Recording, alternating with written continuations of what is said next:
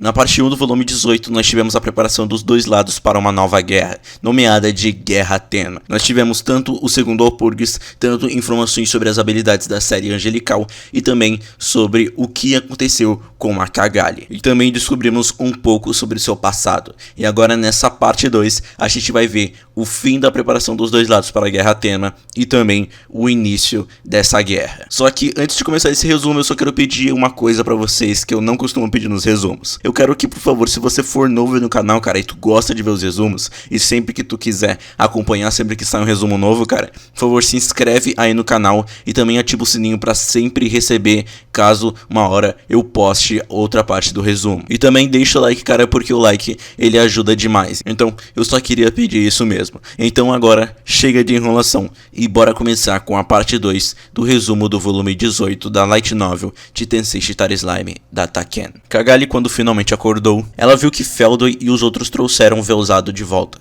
ao qual Mikael pretendia pegar o fator dragão e evoluir ainda mais. Só que, antes disso, ele usou o exército de anjos Armagedon para invocar os 7 pilares, para assim implantá-los em 7 mortos-vivos. E esses foram Cagalli, Tyr, Futman, Vega, Orca e Arya, que eram 2 egos vivendo em um corpo só, Arius e por fim Mai Furuki. E assim, seus corpos acabaram renascendo enquanto lutavam um contra o outro, com tremendo poder. E então, com exceção de Vega, todos os 6 corpos evoluíram para uma nova espécie.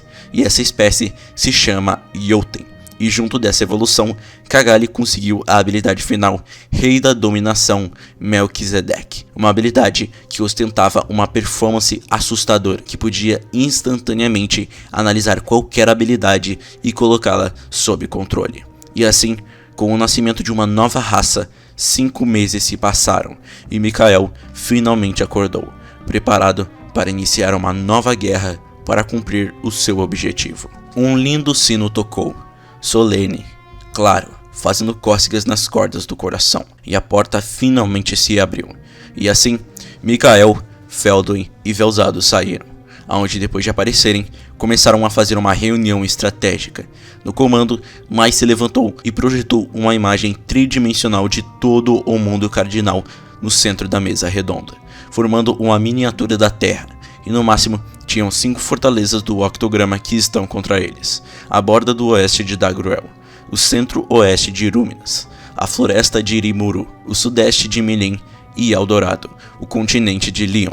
E depois de algumas opiniões elas serem dadas, foi decidido que Eldorado, o país de Lion, seria o local ao qual eles iriam mandar o seu exército. Obviamente também aproveitando que eles têm noção que Lion tem a habilidade da série angelical Metatron. Então foi decidido que o Insector liderado por Zelanos, o exército fantasma e o exército de Zalário iriam atacar Eldorado. E então, com tudo preparado, a missão surpresa foi lançada. Rimuru escutou de Dino todo o plano de invasão ao continente do Leon, e isso acabou deixando ele um pouco em choque.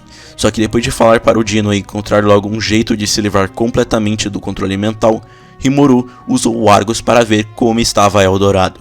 Só que infelizmente ele só conseguia ver uma nevasca muito grande, o que obviamente era tudo obra de Velzado. Então, para decidir de uma vez quem levar, Rimuru reuniu todos os seus executivos, e as escolhas acabaram sendo um pouco difíceis, já que se ele mandasse muitas pessoas, a sua nação estaria desprotegida, mas se ele mandasse poucas pessoas e não fosse o suficiente, não seria nada mais do que suicídio. Então, os escolhidos para irem com ele junto até Eldorado foram Benimaru, Uranga, Soen e Kumara. E por mais que Rimuru estivesse um pouco preocupado com o fato de Benimaru não ficar ao lado de suas 2 esposas grávidas, Benimaru disse que estava tudo bem, porque Hakurou estaria protegendo elas. Então, sem problemas no momento, ele começou a teletransportar todos para o campo de batalha. Então, enquanto Rimuru fazia os preparativos, a guerra já havia começado, e um dos lacaios do time inimigo que já começou descontrolado foi Vega,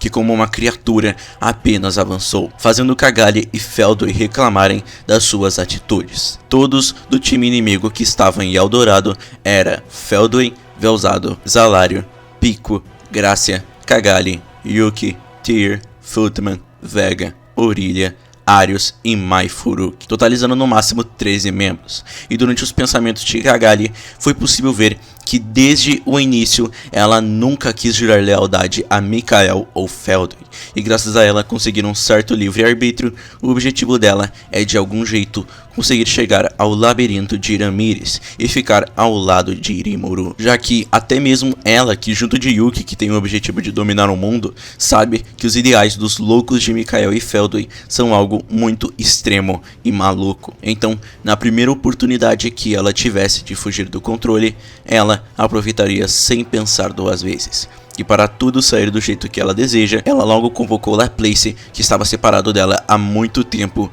e começou a sua tal invasão. Já por outro lado, os subordinados de Leon ficaram imediatamente tensos, e Leon, junto dos outros, sabiam que se eles tentassem lutar contra o inimigo com as forças que eles têm, sem depender da ajuda de Rimuru, seria uma derrota completa. Então, o objetivo do grupo agora era conseguir tempo até as forças de Rimuru e o próprio Rimuru chegar ao local, para assim eles teriam uma chance melhor. Então os primeiros que já começaram a se movimentar foram Guy, Rain e Misery, e os subordinados demônios. Guy foi enfrentar diretamente Velzado, Rain e Misery foram enfrentar Pico e Gracia, enquanto os subordinados demônios foram enfrentar Vega, o que realmente não acabou muito bem para eles, pois não posso dizer que eles estão em uma situação muito boa. Guy finalmente estava frente a frente com Velzado, e infelizmente essa batalha para ele seria muito difícil, pois Velzado agora não estava com o seu poder bloqueado, e sim com o seu poder total. E Velzado na sua frente,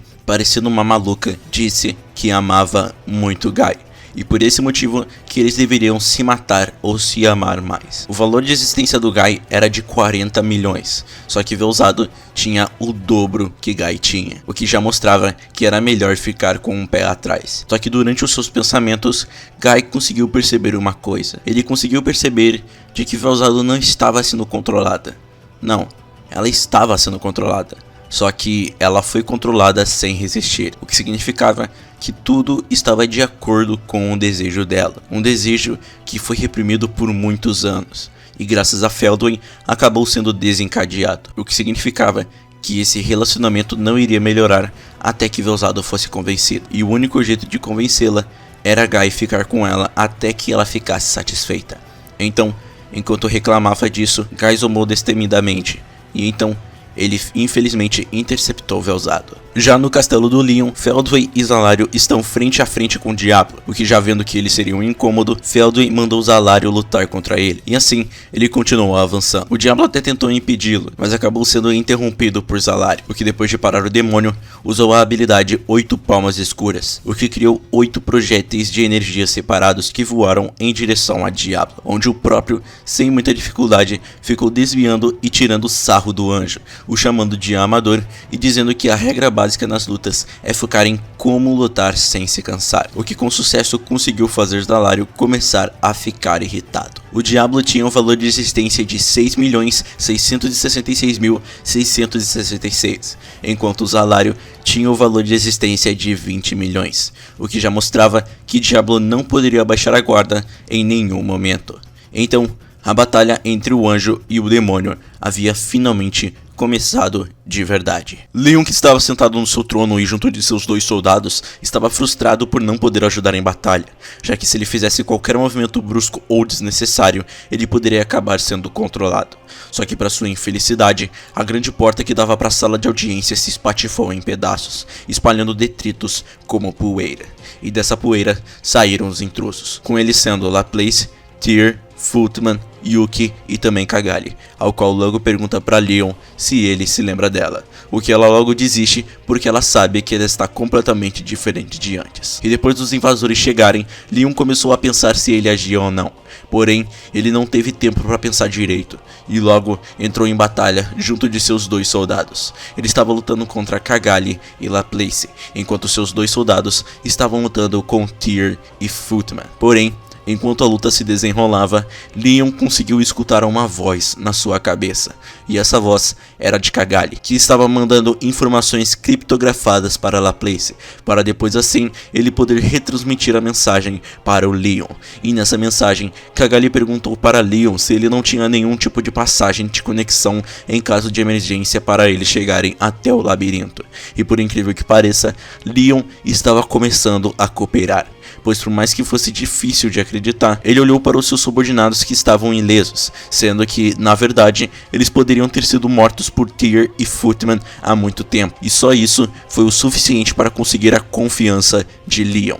E assim, ao falar para Cagalli sobre o círculo que Rimuru criou, Cagalli pôde meio que acabar mudando um pouco sua opinião sobre Leon, vendo que ele não era do jeito que ela pensava que ele era. Mas então, após conseguir a informação sobre o círculo, todos do time da Cagalli logo se jogaram em direção ao portão escondido, ao qual tinha o círculo mágico. E assim, todos conseguiram chegar ao local. E agora a única coisa que restava era Leon ativar o círculo mágico. Só que infelizmente foi ali onde o destino desistiu de Cagalli e dos outros. Faltava apenas um passo, mas um passo que parecia tão distante.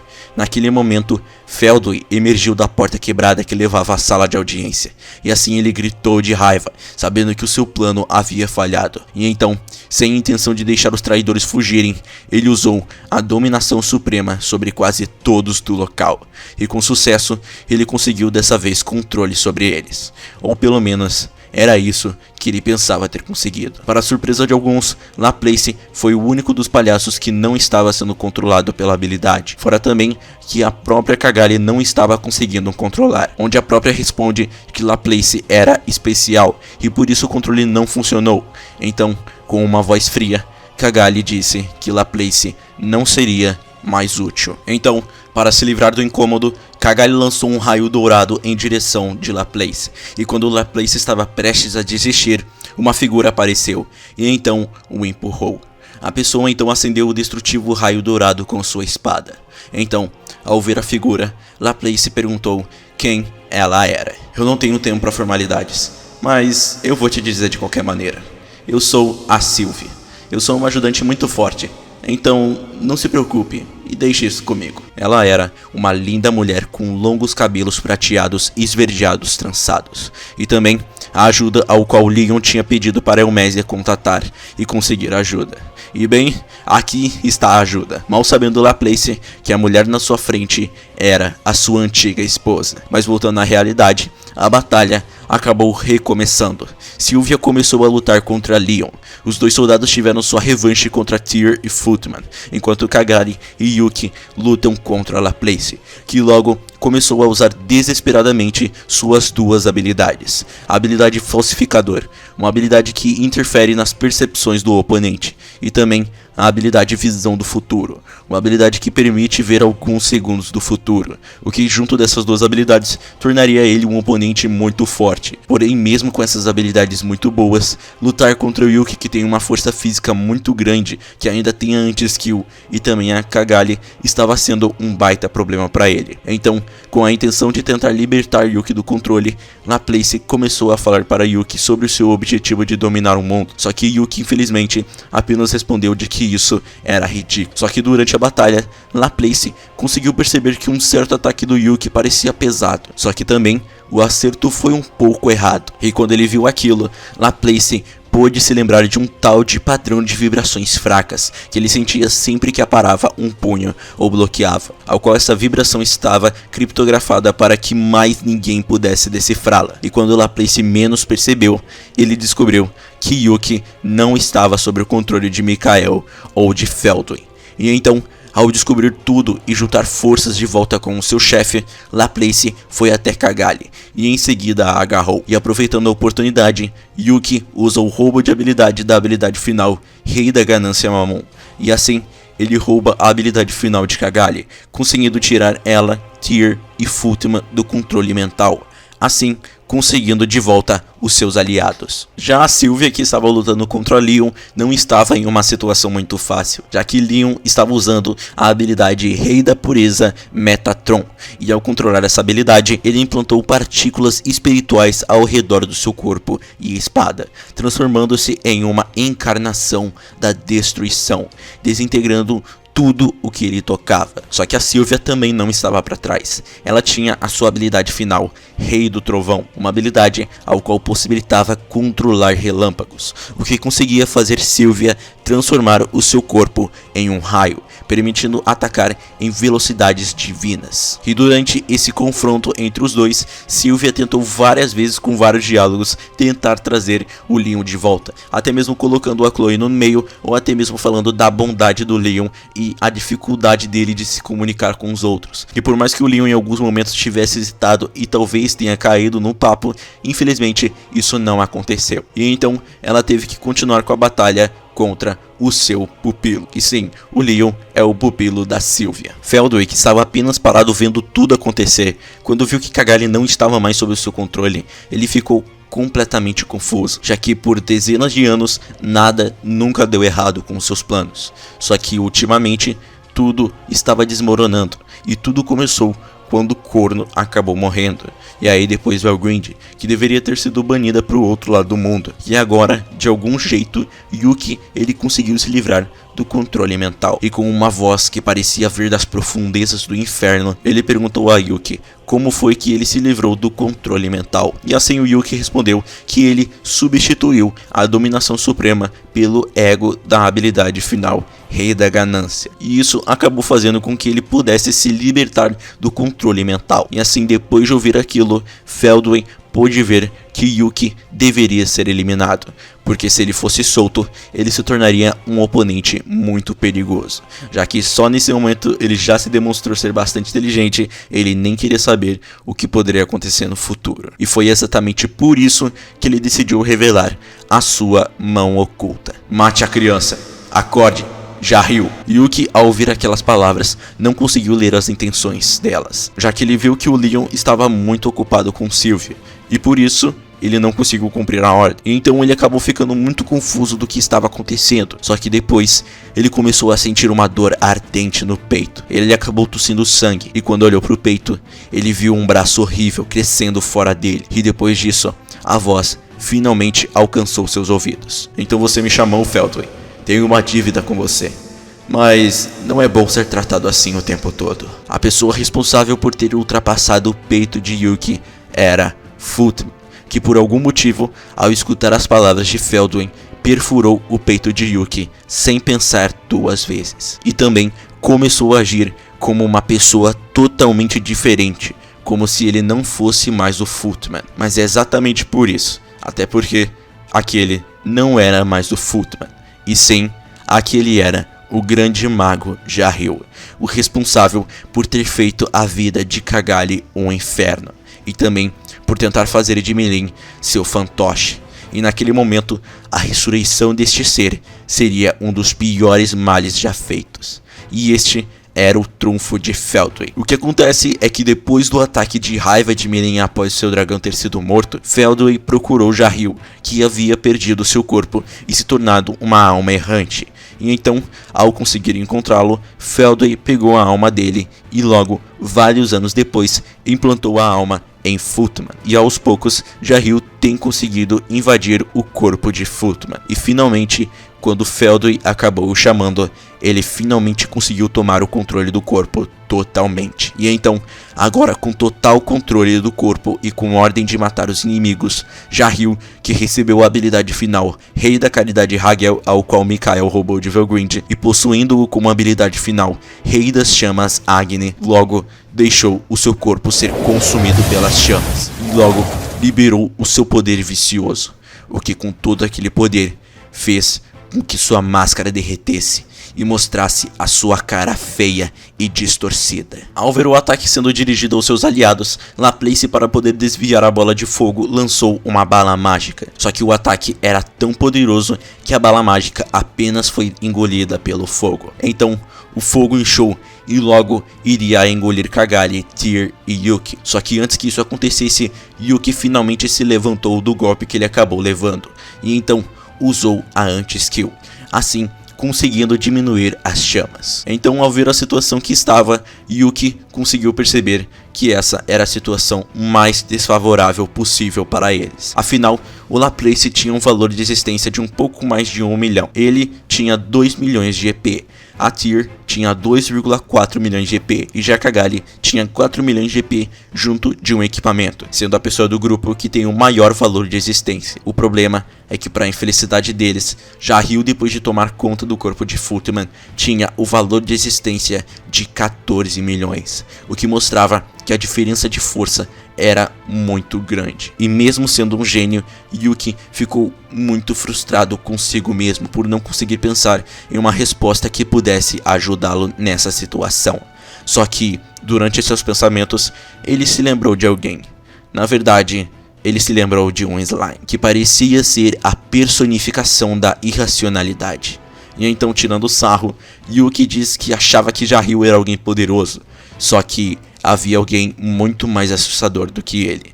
E acho que eu nem preciso dizer de qual slime ele estava falando. Então, os palhaços e Cagalli também entraram nessa brincadeira dele. E junto de Yuki, eles decidiram seguir o mesmo objetivo que Leon antes estava seguindo. Com o objetivo sendo esperar Rimuru chegar com os reforços ao local e conseguir ganhar o maior tempo possível. Então, com um grito feroz que Laplace fez, dizendo que irá vingar Footman, a batalha feroz entre o quarteto contra Jahil começou, com Yuki já usando a sua anti-skill nele, e a habilidade até estava funcionando, estava até mesmo destruindo as barreiras defensivas de Jahil. Só que o problema mesmo era que Jahil tinha uma durabilidade pura muito alta, e fora também que Laplace não estava conseguindo ver um futuro onde conseguisse causar qualquer dano que fosse nele. E assim, a luta ela tem se desenrolado, e conforme o tempo passava, um por um do quarteto foi caindo, onde no final sobrou apenas Cagalli e Jahil. E com muita raiva com o seu pai, Cagalli acabou ativando um feitiço, só que infelizmente esse feitiço foi bloqueado pelo espírito de luta em torno do corpo de Jahil, e assim o punho dele mergulhou no estômago de Cagalli e apenas mostrou uma pura diferença de poder que decidiu o resultado de uma forma brutal. E assim, ao colocar todos os seus inimigos no chão, ele começou a desprezá-los, os chamando de fracos e desprezando até mesmo a sua própria filha, dizendo que ela não passava de uma vergonha, mas disse que ela não precisava se preocupar, pois ele logo teria outro brinquedo para substituí-la imediatamente. E assim, depois de declarar isso, Jahil começou a apertar o poder entre as mãos estendidas. E então, o puro poder espírito de luta girou e condensou-se, transformando-se em uma vasta quantidade de energia que podia distorcer até o espaço-tempo. Aquilo não era magia e nem habilidade, mas puro poder destrutivo. E ao ver aquele poder, Cagalli ficou desesperada, tentando descobrir um jeito de todos saírem vivos daquela situação. Só que infelizmente, todos os 4 caídos no chão apenas aceitaram os seus destinos e começaram a ter lembranças sobre todas as aventuras que eles tiveram. E no final, eles terminaram naquela situação. E Sylvia, que estava lutando contra Leon, olhou para todo aquele poder. E depois disso, olhou para Laplace, ao qual ela reconheceu na mesma hora que viu depois que a sua máscara caiu. E Sylvia, ao ver o rosto familiar que ela tanto conhece, gritou pelo antigo nome de Laplace, mandando ele correr. Só que infelizmente já era tarde demais. Logo, Jahil causou uma grande destruição. Houve um clarão e depois uma explosão. Uma grande bola de fogo rugiu descontroladamente, espalhando ondas de calor e chamas enquanto desaparecia.